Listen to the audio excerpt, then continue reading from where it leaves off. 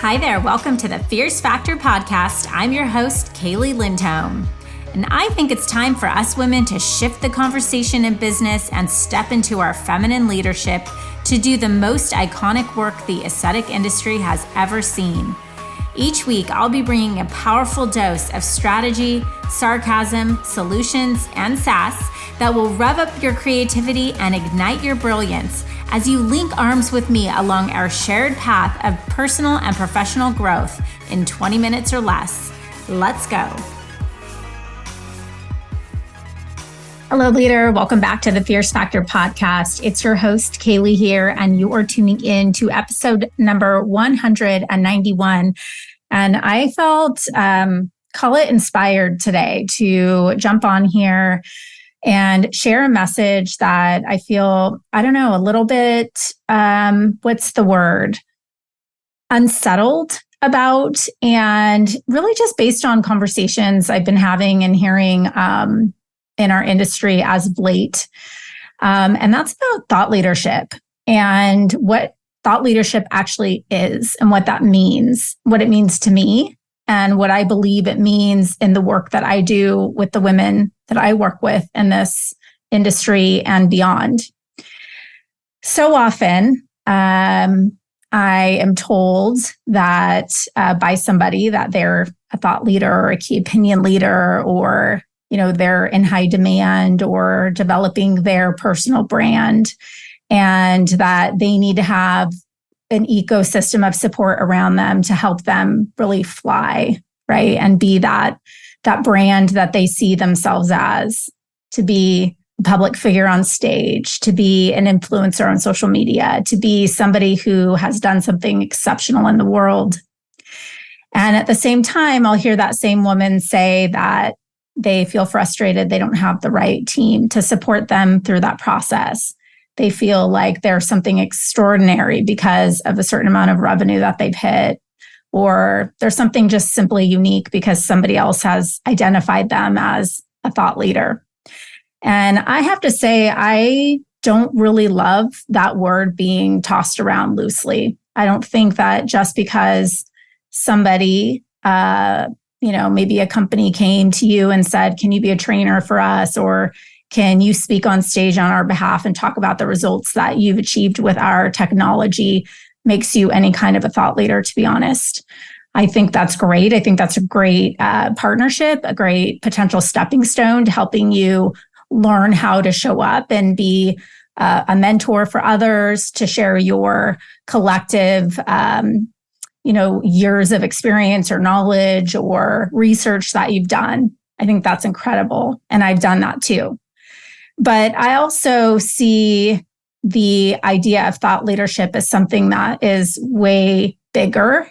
And I feel like it should be thought of and approached differently than just somebody who has a level of experience or volume or investment in selling or serving for somebody else in their company.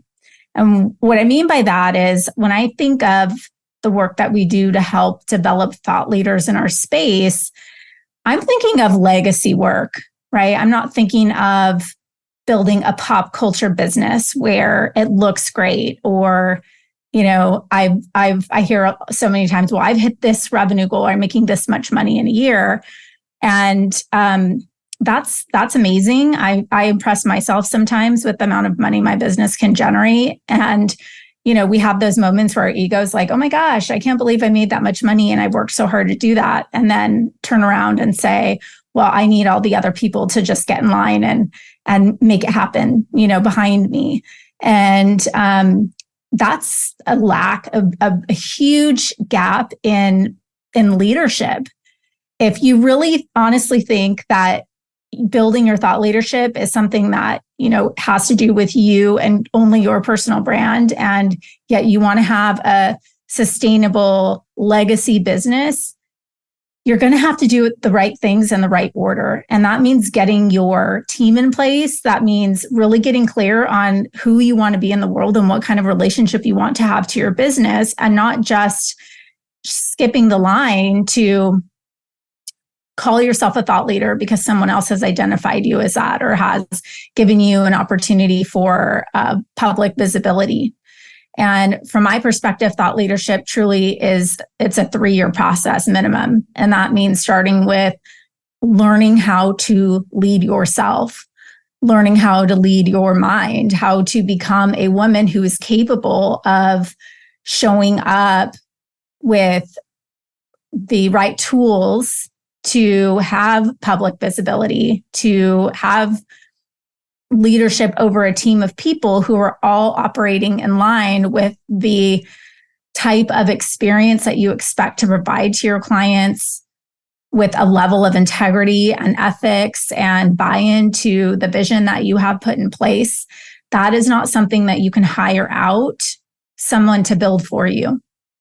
So I encourage anybody who's listening to this who sees themselves as a thought leader or an emerging thought leader or somebody who feels like they have something really incredible to give to the world, that they really think about a few things. Number one is your filter and aligning yourself with the right type of partners and showing up in places that are reflective of your core values, because you will be associated with any company you work with. You will be associated with people that you are taking money from or sharing relationships, sharing customers with, right? That is going to be a perception, and the optics are going to look like you are in alignment with them, which you are.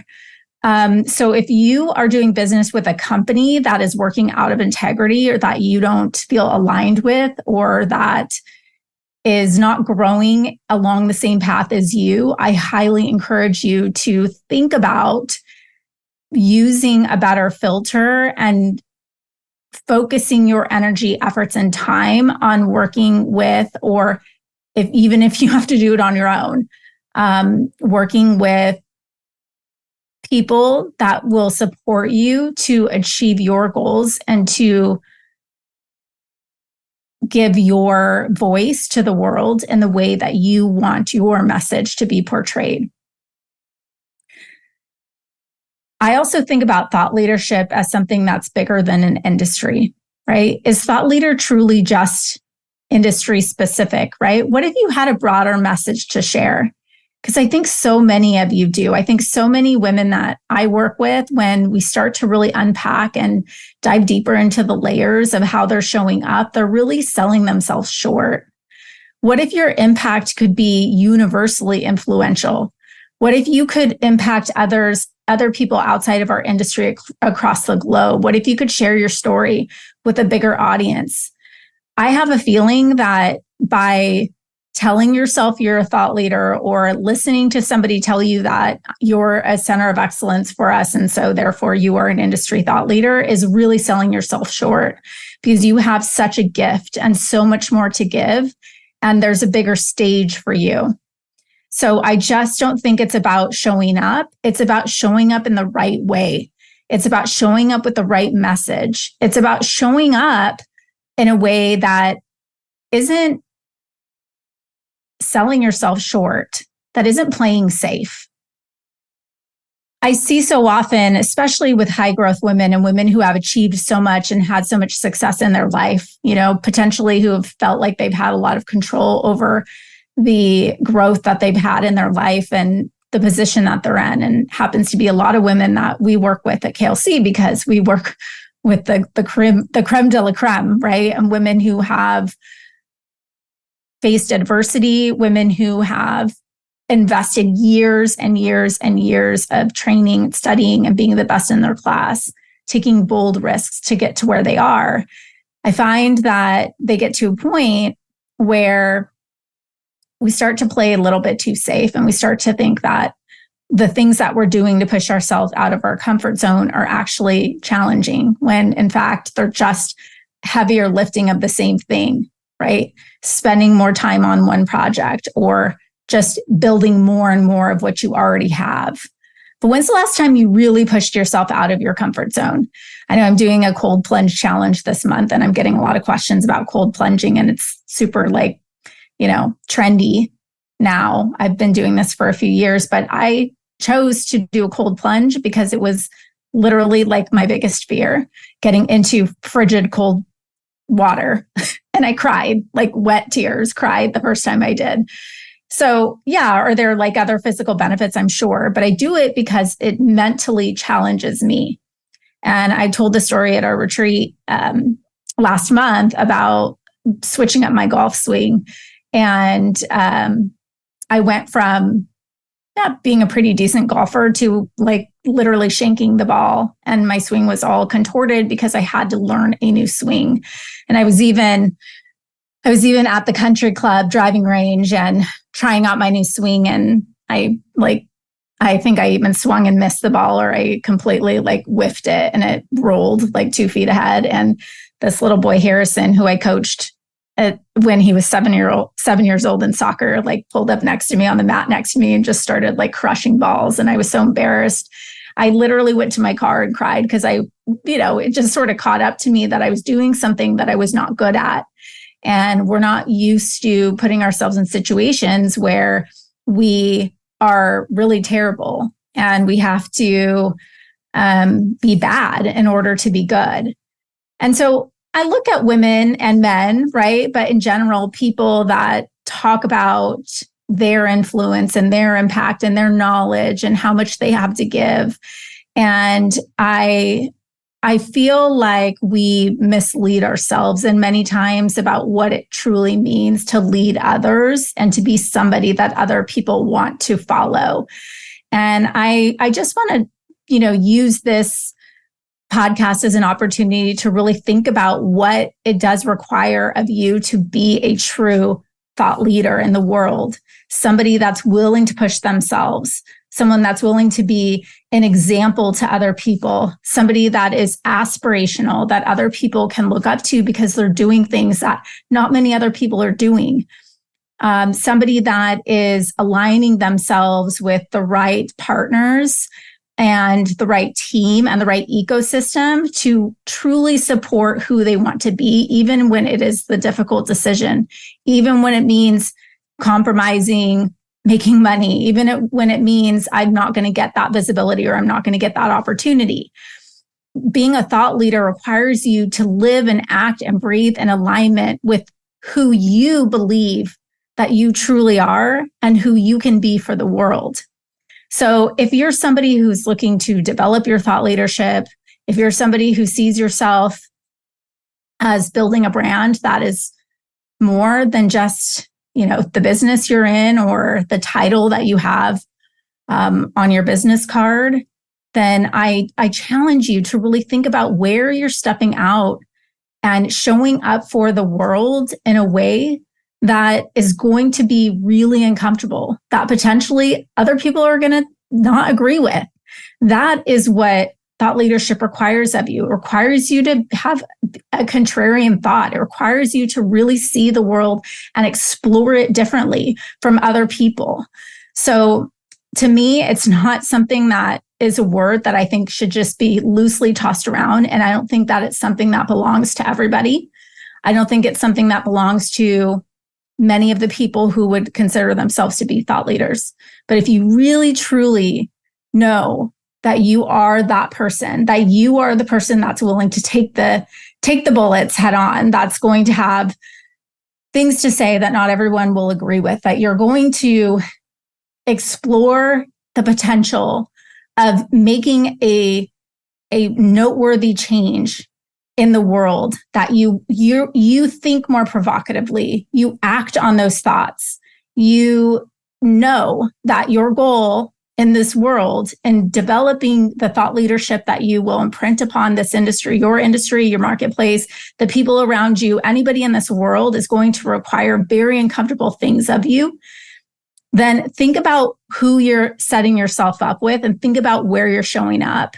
And how you are building and developing your brand is a reflection of the true legacy that you want to leave behind. Okay. All right, leader, just a quick pop-in message about that.